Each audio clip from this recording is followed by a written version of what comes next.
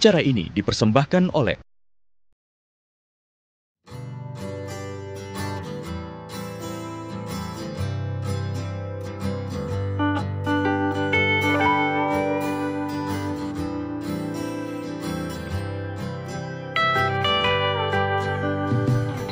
Halo pemirsa Inspirasi Pagi, berjumpa lagi bersama saya Komea Aprilia. Nah, memasuki pertengahan tahun ini, orang tua mulai diresahkan dengan PPDB zonasi. Selain sekolah negeri yang belum merata di setiap kecamatan, peraturan PPDB zonasi setiap tahun juga berubah, menjadikan orang tua semakin bingung seperti apa sih sebenarnya pemerintah ini memberlakukan PPDB zonasi di kota Surabaya.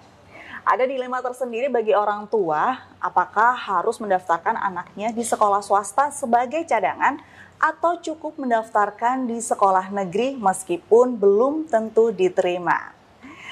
Selain itu, sekolah negeri di Surabaya juga belum tersebar rata di setiap kecamatan. Hal ini juga menjadi salah satu polemik bagi masyarakat. Bagaimana nasib anaknya nanti setelah lulus SD, memasuki SMP, ataupun setelah lulus SMP, memasuki SMA. Nah, saat ini saya sudah bersama dengan Neng Juliana Eva, anggota DPRD Kota Surabaya Komisi D, dan kita akan membahas lebih lanjut bagaimana PPDB zonasi di Kota Surabaya tahun 2024 ini. Selamat pagi, Neng. Apa kabar? Cantik sekali. Masya Allah, Mbak Ega cantik sekali. Neng, ini PPDB zonasi ini kan sudah ada sejak 2016 ya. Kemudian baru efektif di tahun 2017. Nah, selama berjalan 7 tahun ini, apakah sudah berjalan dengan baik PPDB zonasi ini? Baik, kalau kita berkaca dari apa yang terjadi di Kota Surabaya ya, saya kan lingkupnya di Kota Surabaya, bahkan kalau kita lihat nggak perlu jauh-jauh karena di kota-kota lain pasti banyak juga berita-beritanya seperti yang di tahun lalu, pasti banyak polemik-polemik. Kalau ditanya apakah sudah berjalan dengan baik, saya rasa belum. Gitu ya. Belumnya ya, seperti belum, apa karena ini? masih berprogres kan gitu. Mengingat kemarin kenapa sih kok PPDB jadinya kemarin itu banyak sekali polemiknya di tahun lalu karena kita itu melihat bahwa ada peraturan baru dari Permendikbud yaitu adalah satu rombel itu anaknya berkurang kalau nggak salah dari rombel sebelumnya itu 4 per kelas. Jadi kalau dikalikan per sekolahan, misalnya sekolahan tersebut ada sekitar 10 kelas, berarti kan 40. Dikalikan berapa lagi sekolah yang harus dikurangi, sedangkan anak lulusannya semakin bertambah. Nah, itulah yang terjadi. Jadi karena memang terjadinya adanya perubahan rombel dan juga perubahan kuota rombel tersebut, jadi maka kalau dikatakan apakah ini dikatakan sudah sesuai ataupun sudah berhasil, ya kita lihat kalaupun berhasil daripada apa yang diinginkan pemerintah supaya anak dekat dengan rumahnya, insya Allah sudah ada yang terpenuhi. Tetapi apakah masih ada siswa yang juga masih jauh dari rumahnya? Ya masih ada pastinya. Masih ada pastinya. Pastinya masih ada. Baik, apakah saat ini SMP negeri di Surabaya cukup dapat menampung lulusan SD yang jumlahnya hampir 3 kali lipat dari SMP di Surabaya? Bagaimana nih? Kalau mengenai jumlah daripada lulusan SD dengan jumlah anak yang akan diterima di SMP negeri di Kota Surabaya tidak cukup pastinya. Jelas. Baik. Itu pasti jelas, karena apalagi Mbak tadi bilang bahwa itu adalah 3 kali lipat. Iya, betul sekali, memang tidak cukup. Kemudian? Apa sih kenapa kok sampai tidak cukup ya? Karena yang pertama, kalaupun dari rombel aja kita sudah dikurangi, terus yang kedua, kenapa kok tidak menambah sekolah negeri? Pasti ada pertanyaan seperti itu. Kalaupun ada pertanyaan seperti itu, kita lihat bahwa kalaupun kita berjalan sekolah itu ada yang negeri, ada yang swasta, ada yang madrasah, ada yang juga pondok seperti itu. Kita melihat bahwa pendidikan di Indonesia ini sangat beragam, gitu ya. Karena ada yang berdasarkan dari seperti pondok, untuk terus ada yang juga dari asrama, ada juga yang banyak sekali macamnya. Kalaupun kita lihat, kalau kita menambah sekolah negeri, apakah Surabaya tidak mampu? Bukan tidak mampu, lebih kepada kita melihat bahwa masih ada sekolah-sekolah swasta yang juga harus menerima siswanya di sana gitu. Kenapa demikian? Karena kita ini kan adanya zonasi ini kan prinsipnya adalah pemerataan kan gitu. Dimana pemerataan juga yang negeri juga harus swasta banyak yang lebih hype atau swasta kurang daripada negeri, macam-macam sekali. Kita tidak boleh melihat hanya dari satu sisi aja, tapi kalau dari sisi pemerintahan Kota Surabaya sendiri melihat bahwa di Kota Surabaya ini hanya sepertiga daripada yang lulus, kita lihat bahwa masih banyak anak yang setelah lulus mereka lebih memilih untuk ke swasta, dan masih banyak anak yang lulus mereka lebih memilih untuk ke pondok, seperti itu. Begitu ya. Jadi sebenarnya meskipun jumlah SMP ini lebih sedikit daripada SD, ini bukan jadi masalah utama begitu, karena memang lebih yaitu tadi pemerataan ya, nggak semuanya sekolah negeri. Tapi kan sekolah swasta itu juga biayanya mahal nih. Nah, kalau dikatakan sekolah swasta biayanya mahal di Kota Surabaya khususnya, kita ini kalau nggak salah ini tahun 2024 ini tahun ketiga kita itu adanya program beasiswa untuk masyarakat khususnya yang tidak mampu di Kota Surabaya, yang misalnya dia tidak mendapatkan sekolah dan dia itu misalnya tidak masuk di dalam zonasi tersebut, itu dia bisa disekolahkan di sekolah swasta yang terdekat dari rumahnya dengan gratis sampai dia lulus. Dan ini bagaimana cara masyarakat untuk mendapatkan beasiswa itu? Sudah diumumkan sebenarnya. Jadi bagaimana caranya adalah masyarakat sendiri mendaftarkan dirinya ke sekolahan, karena kita sudah berkoordinasi dengan sekolah swasta yang ada di Kota Surabaya. Jadi sekolah swasta di Kota Surabaya ini menyediakan kuota khusus untuk masyarakat yang tidak mampu. Jadi per sekolah itu pasti ada. Dan setelah itu nanti setelah masyarakat yang tidak mampu itu mendaftar, nanti dia langsung didaftarkan kepada pemerintah kota, khususnya di Dinas Pendidikan, disampaikan bahwa anak ini mendaftarkan ke sekolah kami memenuhi kuota yang sudah kita sediakan untuk masyarakat yang tidak mampu. Baik, dari data yang ada nih total SMP negeri di Surabaya kan ada 63. Betul. Tersebar di 31 kecamatan. Namun tidak setiap kecamatan dapat menampung lulusan SD dari zona yang sama. Betul. Nah, pasti orang tua wali murid ini juga gimana nih? Saya pengen anak saya masuk negeri karena tidak ada biaya untuk ke swasta. Mau minta beasiswa pun juga kalau dikatakan nggak mampu, ya sebenarnya bukan nggak mampu juga. Betul. Tapi memang kalau untuk sekolah swasta atau ke pondok, memang saat ini belum ada biayanya atau tidak ada biayanya. Tapi saya bukan kategori yang tidak mampu, begitu ya. Mungkin ada wali murid yang seperti itu. Namun anaknya pun juga nggak bisa masuk di zonanya sendiri karena sudah melebihi kuota. Nah, ini solusinya bagaimana dari pemerintah? Jadi gini, untuk yang saat ini di 2020, insya Allah kalau nggak salah di 2023 kemarin sudah terlaksana ya model zonasi yang ini akan kita bilang ini adalah dimodifikasi. Baik, dimodifikasi seperti apa ini? Kalau kita melihat aturan daripada pemerintah pusat itu adalah zonasi itu udah pokoknya zonasi adalah yang terdekat, seperti itu kan. Prinsipnya adalah yang terdekat, tidak bisa merubah apapun itu peraturannya. Sedangkan setelah kita berkonsultasi dengan Permendikbud Mendikbud pun, teman-teman di Mendikbud itu kita menyatakan bahwa di Kota Surabaya belum rata. Akhirnya ada cara supaya di Kota Surabaya ini masyarakatnya itu adalah masih tetap bisa, walaupun itu jaraknya lebih daripada 500 meter, lebih daripada 1 kilometer kayak gitu. Dengan cara apa? Akhirnya zonasi kita per 2023 kemarin kita bagi jadi 2, Mbak. Apa aja itu? Jadi zonasi yang memang jaraknya terdekat, yang sesuai dengan peraturan, dan zonasi per kecamatan. Jadi misalnya ruang lingkupnya adalah salah satu kecamatan di Kota Surabaya, misalnya Tambak Sari. Di Tambak Sari itu kalau nggak salah ada sekitar 3 atau 4 SMP, saya agak lupa ya. Dan di situ itu zonanya tidak terlalu, sekolahnya tidak terlalu banyak, tetapi kecamatan ini luas, luas, padat, dan banyak sekali anak yang harus masuk sekolah, seperti itu. Apalagi di daerah sana termasuk daerah yang ada dikatakan anak banyak putus sekolah juga ada, tetapi tidak menutup kemungkinan bahwa anak tersebut masih bisa untuk bersekolah. Jadi misalnya di Kecamatan Tambak Sari ini ada 8 kelurahan. 8 kelurahan ini nanti kita bagi. Jadi kalau kemarin itu kita jarak daripada sekolah, misalnya sekolah A gitu ya, sekolah A ini jaraknya daripada kelurahan A, B, C, kelurahan 1, 2, 3, 4, 5, 6, 7, 8. Ini nanti itu pasti akan dibagi kuotanya. Dan jatahnya di situ berapa. Jadi zonasinya ini per kecamatan. Gitu. Baik. Jadi per kecamatan. Jadi hanya khusus untuk anak yang tinggalnya di kecamatan tersebut. Seperti itu. Jadi beda dengan kalau misalnya zonasi yang awal itu adalah rumah yang terdekat. Kalau ini adalah zonasi yang hanya yang tinggal di kecamatan itu dia bisa jaraknya jadi lebih luas. Seperti itu. Baik.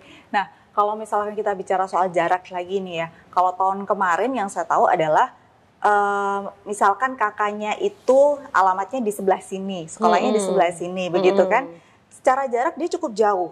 Nah, tapi ini tuh sudah di luar zonasi nih sekolahnya nih, Neng. Di luar kecamatan atau kelurahannya? Di luar kecamatan atau kelurahannya. Akhirnya mereka memakai cara, karena yang tahun kemarin itu kan pendaftarannya melalui web, ya kan, online, dan kita harus berada di titik itu untuk mendaftar. Akhirnya banyak wali murid yang geser nih, waktu daftar dia geser ke sebelah sini supaya mendekati sekolahnya dan akhirnya diterima di sekolah itu. Maksudnya mendekati ini posisinya atau pada saat mendaftar.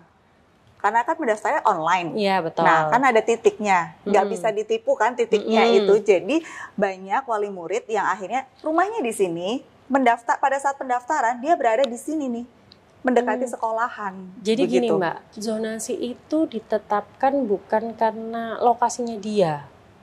Tapi zonasi itu ditetapkan, jadi kenapa sih kok dikatakan zonasi? Zonasi itu kan ditetapkan dari jarak rumahnya. Bukan dari titik dia pada berdiri, bukan. Baik. Nah, jadi kalaupun dikatakan, tapi memang gini ya, polemik zonasi ini memang masih, kalau saya katakan memang masih banyak, karena masih banyak yang harus kita perbaiki, masih banyak sekali. Cuman kalaupun tadi dikatakan jaraknya ini tadi, itu dari rumahnya, titik rumahnya. Cuman kalau dulu zonasi yang pertama kali, itu kita itu melihat daripada Google Maps, daripada maps gitu ya. Jadi mapnya misalnya kalau sesuai dengan jalannya ini harus putar balik, jadi ini harus muter gitu. Nah kalau sekarang zonasi yang saat ini misalnya sekolah A di sini rumahnya ditarik lurus dengan rumahnya ini hanya jarak 100 meter, ya ini tarik. Bukan ini mengikuti jalan putar terus nanti jalannya satu arah putar balik lagi, enggak. Jadi meskipun pada saat pendaftaran dia mendekati ke sekolah tersebut nggak ngefek begitu ya? Ngefek. Tetap yang dilihat adalah kakaknya, betul, alamat yang ada di kakak. Jadi kalau mereka mendaftar itu ada yang namanya PIN kan. PIN ini sudah ada datanya, rumahnya mana, ininya mana, jarak dengan rumahnya mana, dan itu ada suggest-nya. Jadi mereka akan ditunjukkan bahwa ini sekolah A itu dekat dengan rumah Anda berapa meter kayak gitu. Jadi seperti itu sih yang saya karena 5 tahun terakhir ini kami di sini itu yang memang zonasi itu ya seperti itu. Jadi memang ada perubahan-perubahan, modifikasi-modifikasi yang sudah dilakukan, dan harapannya nanti ke depannya pun akan ada modifikasi yang lebih baik lagi. Gitu. Baik. Kemudian yang terjadi di lapangan, generasi saat ini itu kan lebih malas dan berusaha karena mereka berpikir bahwa saya nggak perlu pinter, toh saya pasti bisa masuk ke sekolah yang paling dekat. Apalagi kalau misalkan rumahnya dekat dengan sekolah unggulan dulu sebelum ada PPDB zonasi. Betul. Akhirnya banyak generasi-generasi yang sekarang ini 7 tahun ini tuh malas belajar. Udahlah buat apa gitu kan ya, belajar toh rumah saya deket pasti diterima dong. Nah ini bagaimana pemerintah menanggapi kondisi yang seperti ini? Oke, kalau saya menyayangkan. Ini saya secara pribadi Kalau saya secara pribadi adalah menyayangkan. Kenapa demikian? Bahwa adik-adik semuanya itu kenapa sih kok jadi malas ataupun jadinya semangat belajarnya jadi menurun gitu kan begitu. Ya. Padahal bukan berarti zonasi karena jarak dekat akhirnya dia pasti akan diterima, tidak. Bahkan dia itu juga bisa mendapatkan, misalnya tadi Mbak bilang ada sekolah yang unggulan kayak gitu kan ya, sekolah unggulan, terus akhirnya udahlah pastinya padahal bisa masuk ke sekolah unggulan tersebut dengan cara adanya preprestasi. Gitu kan, ada yang namanya jalur prestasi. Kita jalur zonasi itu banyak sekali Mbak. Mulai ada zonasi, prestasi, inklusi kayak gitu kan ya. Bahkan ada jalur perpindahan orang tua seperti itu. Nah, di sini kita juga harus melihat bahwa bukan berarti anak tersebut tidak mendapatkan nilai yang bagus, terus habis itu sudah pasti karena rumahku udah deket banget. Ya mungkin ada yang seperti itu kalau rumahnya memang hanya kepleset sampai gitu kan ya. Misalnya sebelahan tetanggaan banget ini gitu kan ya. 5 langkah banget gitu kan.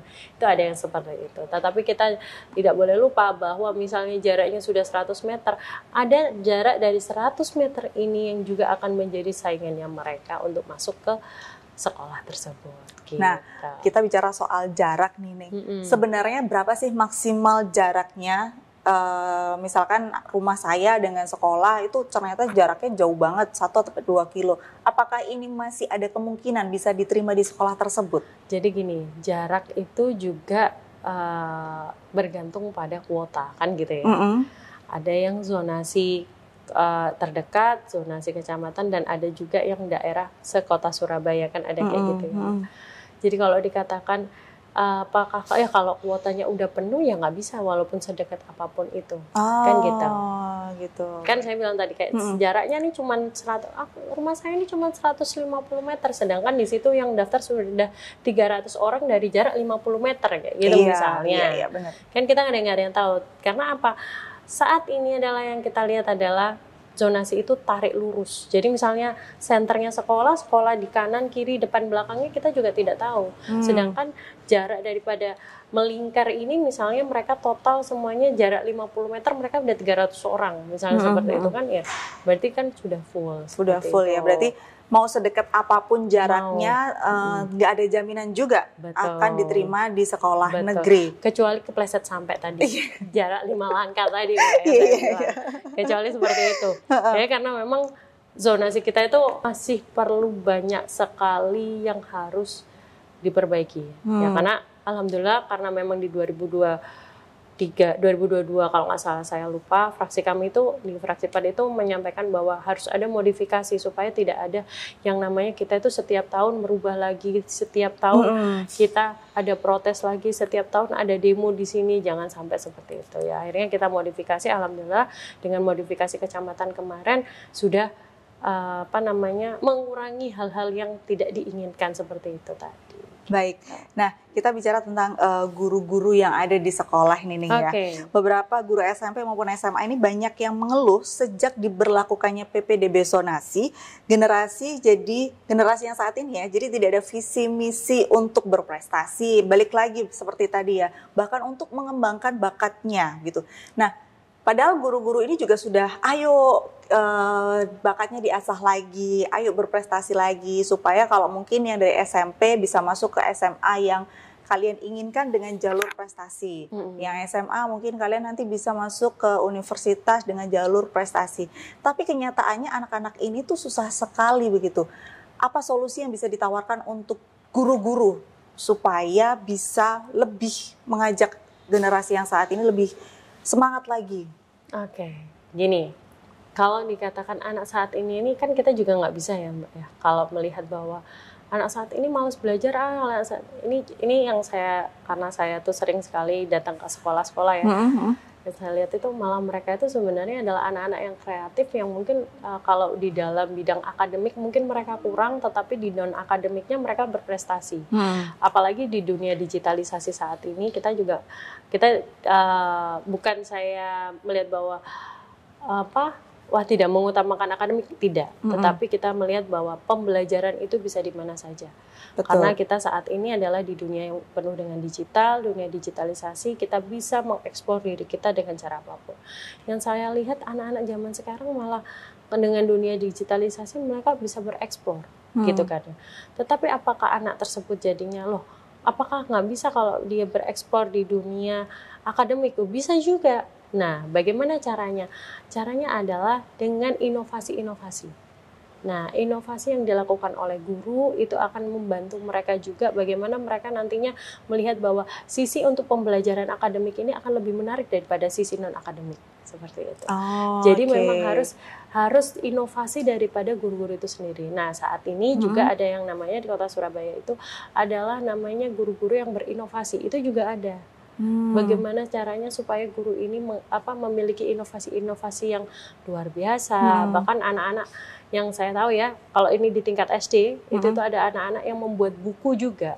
Bagaimana caranya mereka ditingkatkan kembali, dikembangkan lagi supaya mereka prestasi mereka ini di non akademik. Itu kan kayak semi akademik juga yang membuat buku, tetapi itu diterbitkan kayak gitu kan. Itu juga baik juga karena mungkin itu di luar daripada hal-hal akademik yang ada di sekolahnya, itu tuh dia juga bisa bereksplor dengan tulisannya dia. Baik, jadi guru-guru harus lebih berinovasi begitu. Betul. Ya, supaya anak-anak ini lebih punya semangat belajar. Betul. Baik, kemudian bagaimana tindakan pemerintah, untuk saat ini banyak sekolah swasta yang jauh lebih baik daripada sekolah negeri. Kalau dulu kan masyarakat umum itu menganggapnya bahwa udah sekolah negeri aja, negeri itu udah paling bagus daripada swasta, begitu ya. Tapi saat ini nyatanya yang ada di lapangan adalah banyak juga sekolah swasta yang mungkin lebih baik daripada sekolah negeri. Jadi apa yang bisa diunggulkan dari sekolah negeri untuk saat ini? Kalau ternyata sekolah swasta aja juga banyak yang lebih baik daripada sekolah negeri. Ini saya boleh berpendapat juga ya? Boleh, monggo silakan. Gini, kalau pendapat saya sendiri, kalau dikatakan apakah sekolah negeri dengan sekolah swasta itu saat ini masih lebih baik sekolah swasta? Kita lihat saja bahwa saya rasa kok enggak ya, masih kalau dikatakan apakah sekolah negeri dan sekolah swasta ini baik sekolah swasta? Belum tentu. Karena mereka sama-sama bersaing.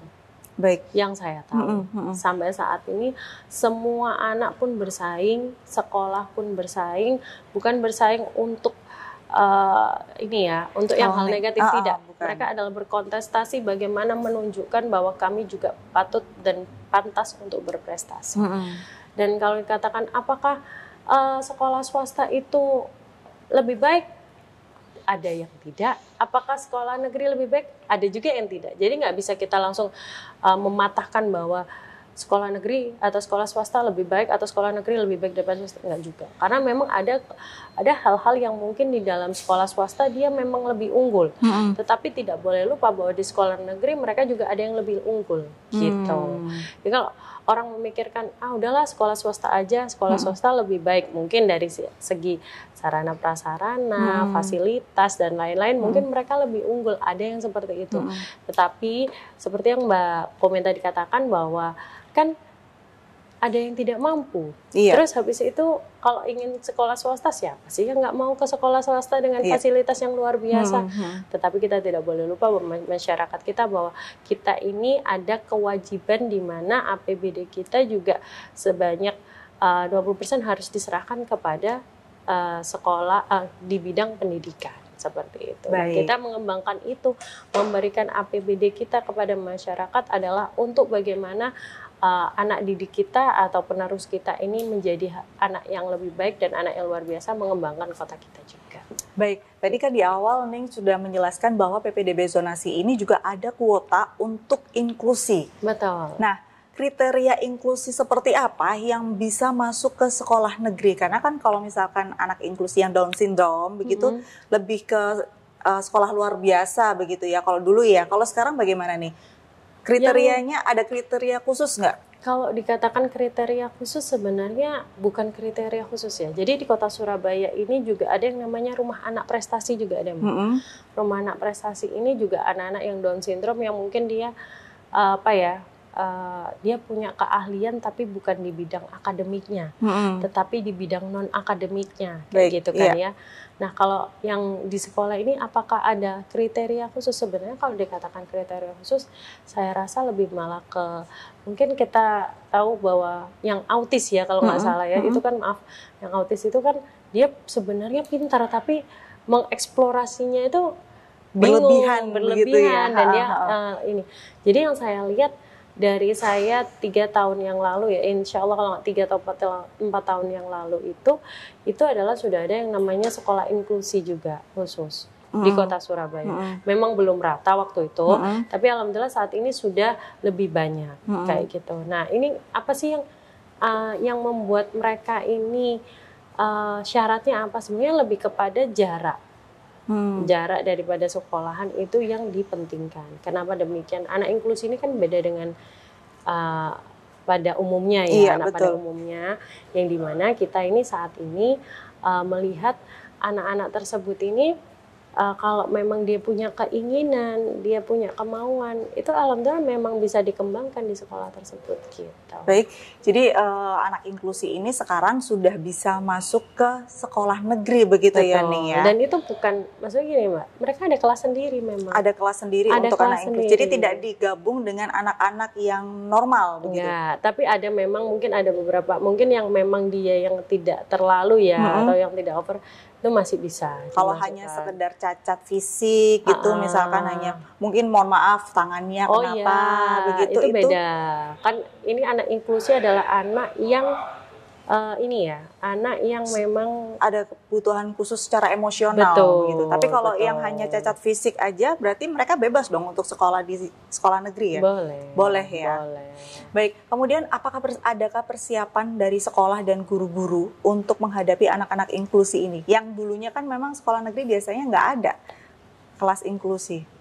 Kalau dikatakan ada persiapan untuk gurunya, ada. Karena itu ada gurunya sendiri. Oh, jadi gurunya pun juga dibedakan. Betul. Jadi istilahnya apa ya, mentornya sendiri gitu ada. Jadi memang itu guru khusus kelas inklusi itu tersebut. Tidak digabung dengan yang normal begitu ya.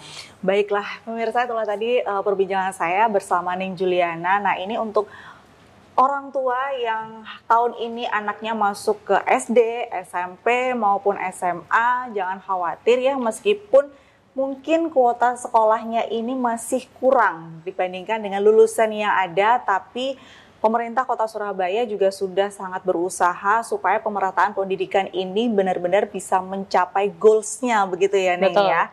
Tidak usah khawatir untuk masyarakat yang mungkin, mohon maaf, tidak ada dana atau kurang mampu untuk menyekolahkan anaknya di sekolah swasta, sementara tidak diterima di sekolah negeri.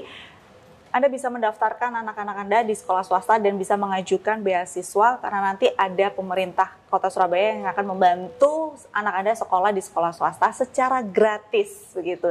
Dan ini semoga sudah disosialisasikan ke semua sekolah ya Ning ya. Alhamdulillah sudah. Dan ini berjalan insya Allah di 2024 ini adalah tahun ketiga, Mbak. Tahun ketiga begitu ya. Jadi semoga semua orang tua wali murid bisa menyekolahkan anaknya di sekolah yang terbaik. Amin. Entah itu negeri maupun swasta begitu ya nih ya. Baik, terima kasih nih Juliana waktunya pagi ini. Sehat selalu.